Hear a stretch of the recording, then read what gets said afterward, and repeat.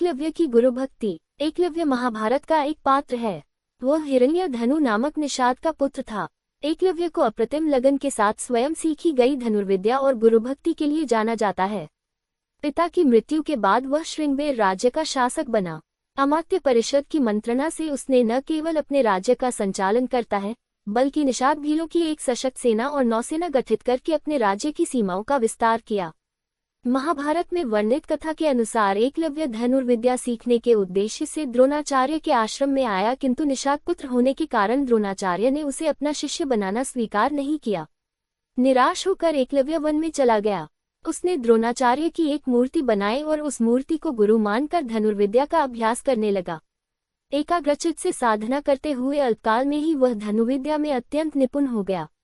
एक दिन पांडव तथा कौरव राजकुमार गुरु द्रोण के साथ आखेट के लिए उसी वन में गए जहां पर एकलव्य आश्रम बनाकर धनुर्विद्या का अभ्यास कर रहा था।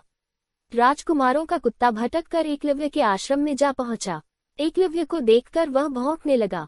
कुत्ते के भौंकने से एकलव्य की साधना में बाधा पड़ रही थी, अतः उसने अपने बाणों से कुत्ते का मुंह बंद कर दिया।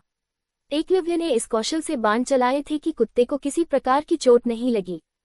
कुत्ते के लौटने पर कौरव, पांडव तथा स्वयं द्रोणाचार्य ये धनुर्कौशल देखकर दंग रह गए और बाण चलाने वाले की खोज करते हुए एकलव्य के पास पहुंचे। उन्हें ये जानकर और भी आश्चर्य हुआ कि द्रोणाचार्य को मानस गुरु मानकर एकलव्य ने स्वयं ही अभ्यास से यह विद्या प्राप्त की है। कथा के अनुसार एकलव्य ने गुरु दक्षिणा के रूप में अपना अंगूठा काटकर द्रोणाचार्य को दे दिया था।